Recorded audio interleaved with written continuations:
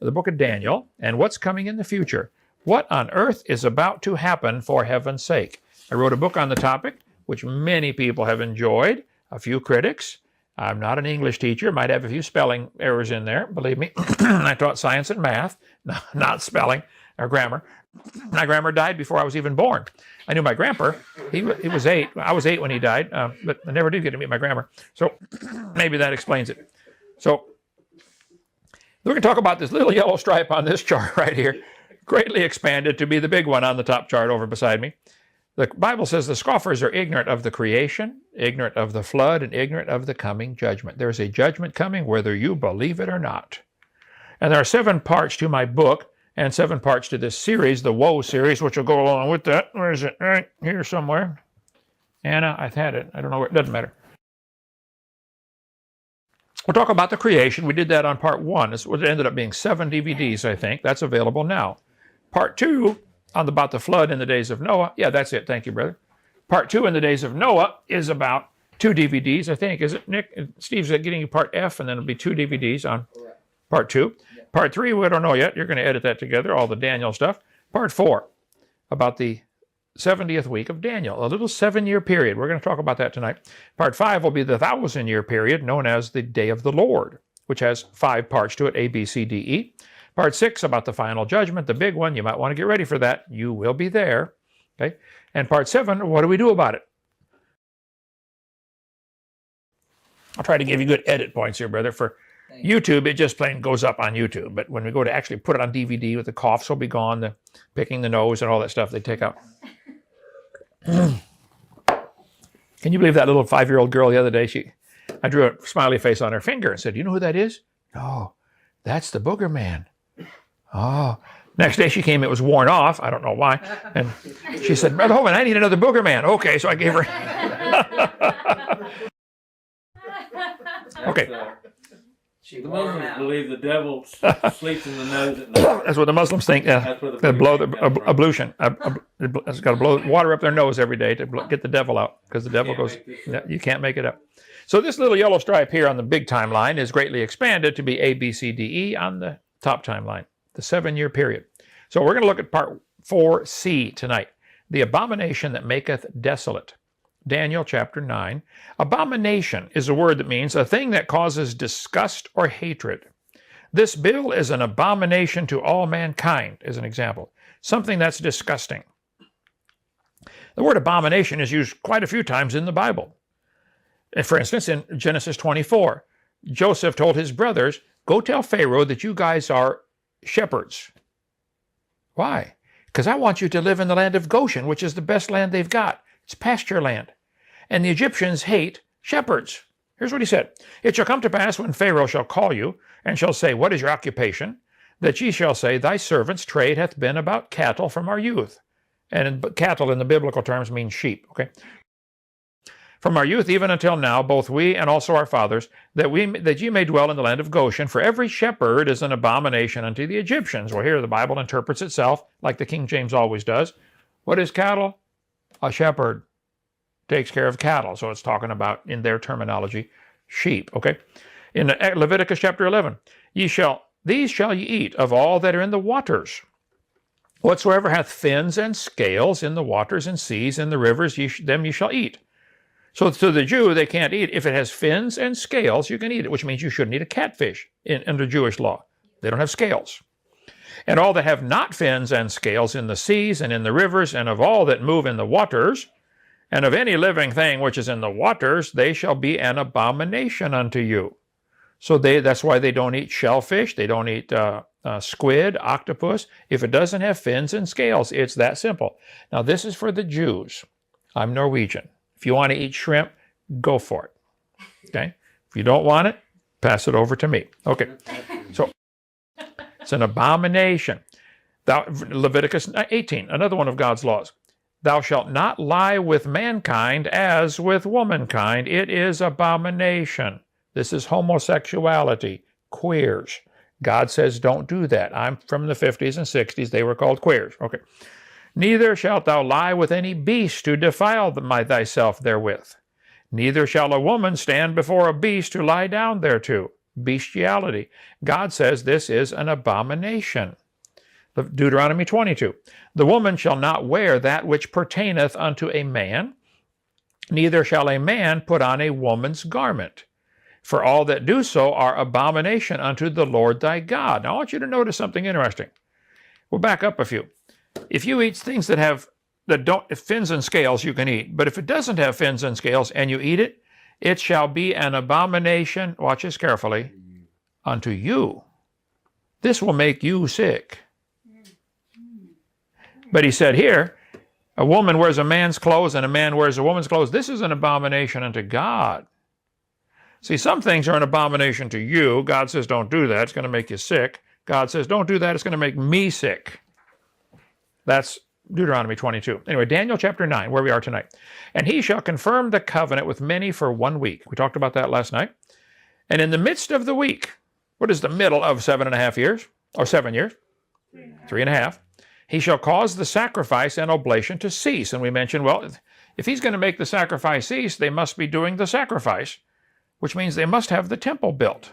So they got to build the temple during that first 3.5 years. And for the overspreading of abominations, he shall make it desolate. The same he is the same one in the previous verse, the prince that shall come. This is the Antichrist. So the Antichrist is going to make it desolate. This brand new temple they just built, he's going to desolate it.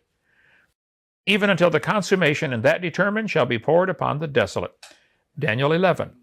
An arm shall stand on his part, and they shall pollute the sanctuary of strength, and shall take away the daily sacrifice, and they shall place the abomination that maketh desolate. They're going to put something in the temple that's abominable. Now, there's a couple options here. A human sacrifice would make it desolate, abominable. A false god, someone claiming to be God other than the Lord God. An idol.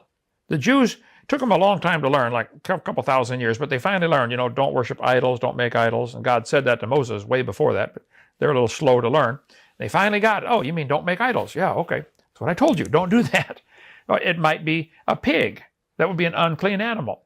That's what Antiochus Epiphanes did in 165 BC, sacrificed a pig on the altar. And the temple was desolate for 1,075 days, I believe. Till the Maccabees brothers, in the Catholic Bible, they've got the book 1st and 2nd Maccabees, tells the story of them going in and cleansing the temple. And they only had enough oil for the lamps to burn 1 day. They said, oh, Lord, what are we going to do? And the lamps miraculously burned for 10 days on 1 day's worth of oil. And the Jews to this day celebrate that holiday. Anybody know what they call it? Hanukkah. It's not a biblical holiday. It's just part of their history from the Maccabees in about 165 or something BC. Anyway, Daniel chapter 12. And from the time that the daily sacrifice shall be taken away, and the abomination that maketh desolate set up, there shall be 1,290 days. So abomination is mentioned 3 times in the book of Daniel. In Daniel chapter 8, an host was given unto him against the daily sacrifice. We're backing up a chapter now. By reason of transgression, and it cast down the truth to the ground, and it practiced and prospered. Then I heard one saint speaking, and another saint said to that certain saint which spake, how long shall be the vision concerning the daily sacrifice, and the transgression of desolation? So he's asking, these guys are talking to each other, how long is this temple going to be desolate? To give both the sanctuary and the host to be trodden under foot. And he said unto me, unto 2,300 days. Now hold on a minute. 2,300 days. Then shall the sanctuary be cleansed. So again, they have to have a sanctuary. First they got to build their temple. Then it's going to be desolated. Then 2,300 years later, 300 days later, it's going to be cleansed. Well, in the middle of the 7-year period, the abomination of desolation takes place. Antichrist breaks the treaty. Remember, Jesus' disciples asked him in Matthew, Mark, and Luke, Lord, when are you coming? What's the sign? When are you coming? What's the sign? When are you coming? What's the sign? Luke 21, Mark 13, Matthew 24. And so he tells them.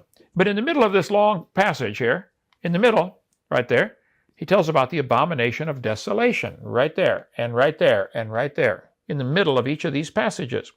So I believe the first half talks about the first 3.5 years. The second half talks about the last 3.5 years. What's going to happen? Then he down here he says, after the tribulation, I'm coming when the sun and the moon go dark. They asked him when and what sign. He told them, after the tribulation, when the sun and the moon go dark. So here's the first part we talked about last night, the first part of that chapter. But at the bottom, he talks about the abomination of desolation. I'll read the verses to you. Here it is in Matthew. When you therefore shall see the abomination of desolation spoken of by Daniel the prophet, stand in the holy place, whoso readeth, let him understand. Then let them which be in Judea flee into the mountains. Let him which is on the housetop not come down to take anything out of his house. He said, when you see this, I think when you see the image set up in the temple, or you see the wrong sacrifice, get out of Jerusalem. Don't even go back in the house to pack anything. Run. Just run. Mark 13. But when ye shall see the abomination of desolation spoken of by Daniel the prophet, standing in the where it ought not, let him that readeth understand. Then let them that be in Judea flee to the mountains. Get out of Dodge. Luke 21. When ye shall see the Jerusalem compassed with armies, then know that the desolation thereof is nigh. Then let them which are in Judea flee to the mountains, and let them which are in the midst of it depart out of it, and let not them that are in the countries enter thereinto. If you're out in the country, don't go back to town. Jerusalem's going to be a hotbed of activity. Now, Antiochus Epiphanes, one of the Greek leaders, went down, fought against Egypt, and lost. And on the way back home, he was mad, so he stopped and desolated the Jewish temple. He sacrificed a pig on the temple, on the altar. And it was desolate for 1,075 days, I think. Now, in Daniel 8, it says, the one saint said, how long's the saint vision about the daily sacrifice? How long is it going to be desolate? And he said, 2,300 days. There are those who teach that this desolation of the temple already took place. It happened back with Antiochus. No, because Antiochus only desolated it for 1,075 days. It's going to be desolate for 2,300 days. So the temple is desolated. 2,300 days later, it's finally cleansed.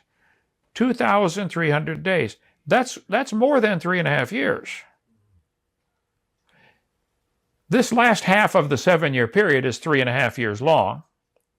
But there's an extra 1,040 days. We are caught up right here in the rapture at the end of the tribulation.